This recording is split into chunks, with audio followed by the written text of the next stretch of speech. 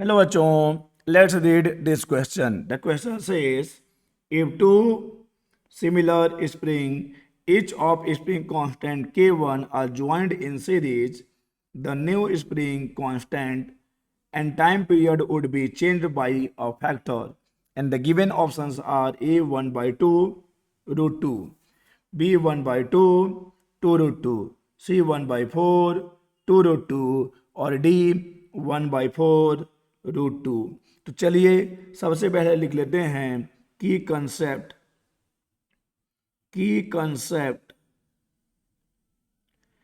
And the key concept for this question is simple harmonic motion.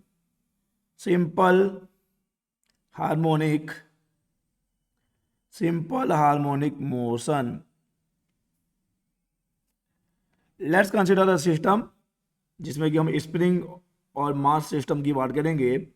ये एक spring है, let's suppose इसका spring constant के है और यहाँ से हमने एक मास अटैच किया है जिसका मास है m। अब अगर हम इस मास को उसके मेन पोजीशन से डिस्प्लेस करके छोड़ देते हैं तो ये जो मास है अपने मेन पोजीशन के टू एंड फ्रो का क्या करने लगेगा, सिंपल हार्मोनिक मोशन करने लगता है। और यहाँ पे जो सिंपल हार्मोनिक मोशन हो रहा है इसका टाइम पीरियड होता है 2 pi root over m by k, where m is the mass of this body and k is the spring constant। और अगर हम कॉम्बिनेशन की बात करते हैं, अगर हमारे पास दो स्प्रिंग है जिसको हम कंबाइन कर रहे हैं और यहाँ पर सीरीज कॉम्बिनेशन की बात कर लेते हैं क्योंकि क्वेश्चन में सीरीज कॉम्बिनेशन गिवन है।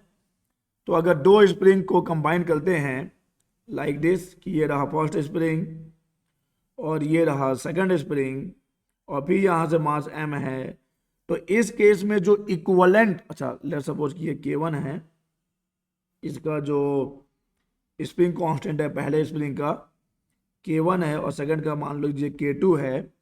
तो यहाँ पे जो इक्विवेलेंट होगा, equivalent spring constant is given by 1 by K equivalent is equal to 1 by K1 plus 1 by K2।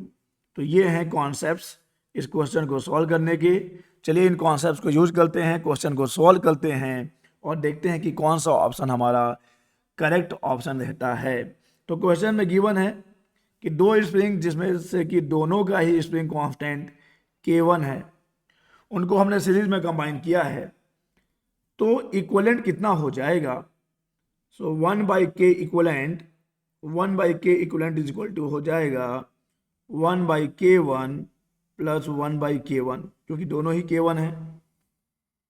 Okay, 1 by K1 1 by K1, so 1 by K equivalent is equal to हो जाएगा 2 by K1। तो यहाँ से K equivalent is equal to हो जाएगा 1 by 2 K1।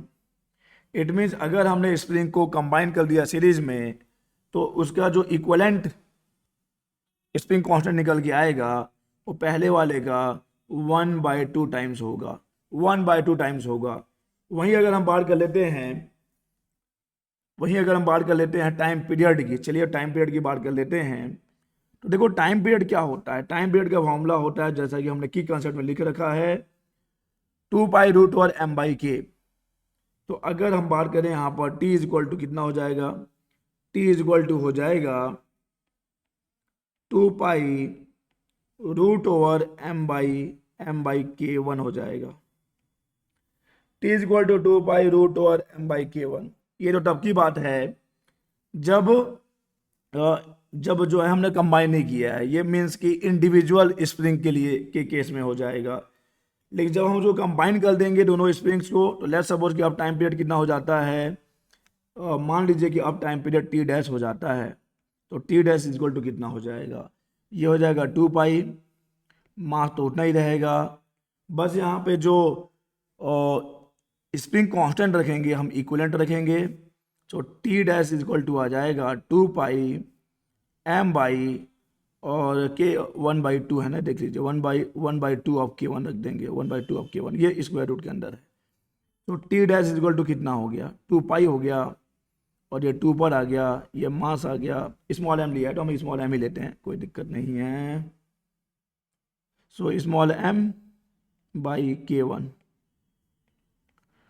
तो यहाँ से कितने फैक्टर से चेंज हो जाएगा। देखिए पहले टी था और टी की वैल्यू आपके सामने है, ये है टी की वैल्यू, और टी डैश जो मिल रहा है उसमें √2 एक्स्ट्रा है, √2 एक्स्ट्रा है, यानी कि जो टी डैश होगा, जो टी डैश होगा, that will be, T dash will be √2 times of T. देखिए यहाँ पे दो रिजल्ट मिल गया कि जो के इक्विवेलेंट था वो पहले का कितना टाइम्स हो गया, K1 का 1/2 टाइम्स हो गया, और जो नया टाइम पीरियड निकल के आया है वो पहले वाले टाइम पीरियड का √2 टाइम्स हो गया। तो यहाँ पे किस फैक्टर से चेंज हो रहा है, 1/2 फैक्टर से ये चेंज हो रहा है और √2 फैक्टर से ये चेंज हो रहा है। So the option will be 1/2 √2। So the A is the correct option.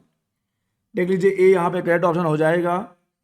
Spring constant change होगा बाई 1/2 फैक्टर और टाइम पीरियड चेंज होगा by √2 factor. So the correct option for this question is A 1/2 √2.